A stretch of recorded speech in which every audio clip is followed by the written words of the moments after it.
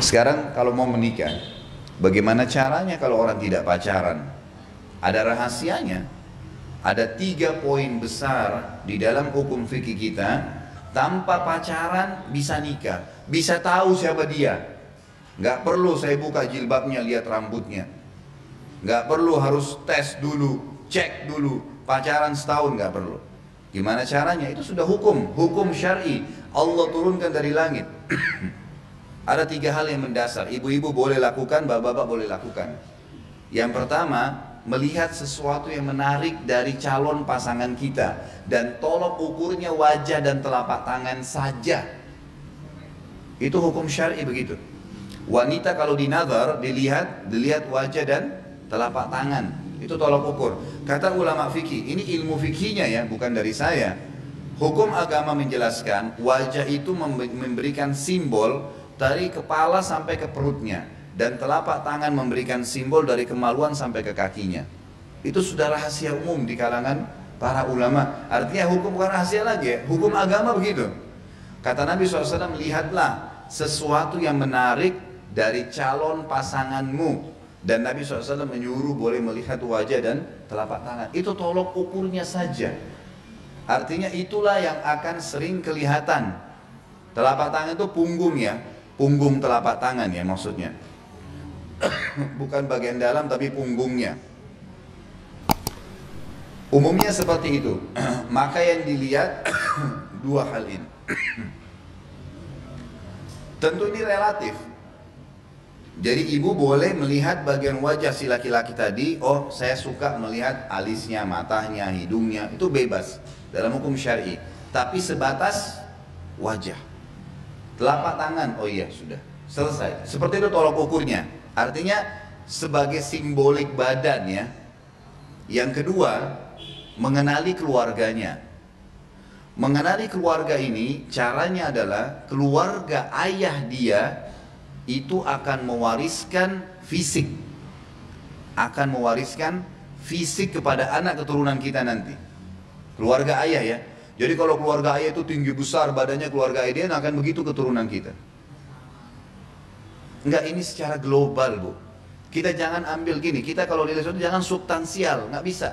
Kita kalau nilai sesuatu itu cabang-cabang, nggak bakal selesai masalahnya, ini global. Kalau orang semuanya ya di Indonesia umumnya makan kerupuk, enggak semua, memang enggak semua, tapi umumnya orang makan. Ini global, sifat global. Yang keluar ini pengecualian, gitu kan? Jadi saya bicara masalah global, ini hukum syar'i begitu. Dan ini sudah dipraktekin, ini bukan karangan dari saya, gitu kan. Ini sebuah hukum.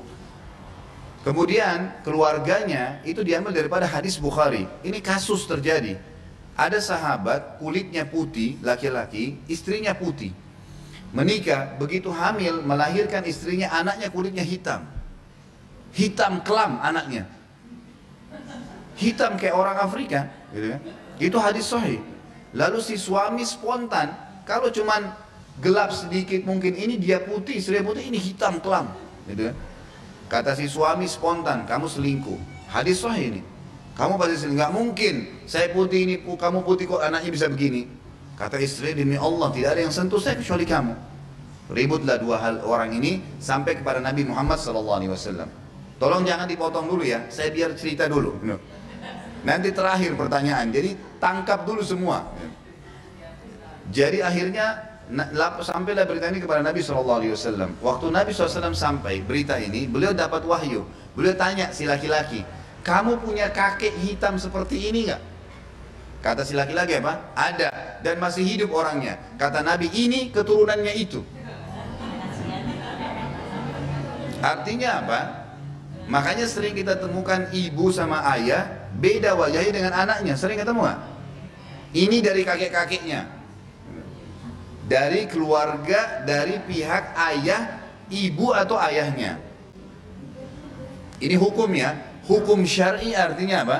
Allah memberikan gambaran kepada kita seperti itu. Ada anak yang mirip ke ibu ke ayah, tapi yang jelas umumnya secara fisik cenderung kepada keluarga ayah. Kalau karakter umumnya turun dari keluarga ibu. Karakter. Saya mau menikah dengan seseorang, gimana caranya saya tahu sifat-sifat umumnya? Maka lebih cenderung dilihat kepada keluarga ibunya.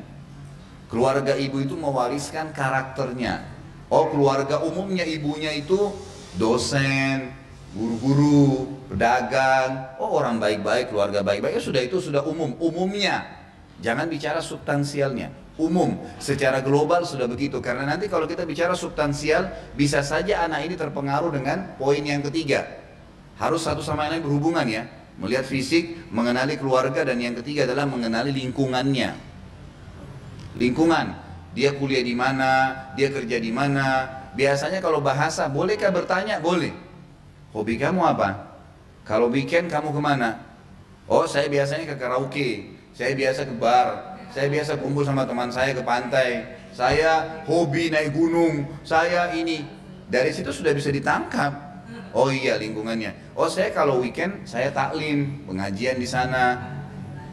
Kalau azan saya sholat di sini, kan gitu. Lingkungan membentuk. Siapa yang mengatakan? Nabi Muhammad SAW. Ingat, ini majelis ilmu, taklim agama, bukan karangan saya. Kata Nabi SAW, Al-mar'u ala dini khalili. Seseorang sesuai dengan agama temannya. Di mana lingkungannya dia. Boleh sebelum nikah kita tanya, kamu bekerjanya di mana? Kamu di bidang apa? Oh, saya biasa, saya kerja rentenir. Misal, siapa kamu kerjanya Pak? Oh, saya pemilik hotel. Hotelnya di sana terkenal, tempat itu suka banyak perzinahan. Udah bisa jadi tolok ukur. Ini sebuah hal yang mesti dipahamin ya.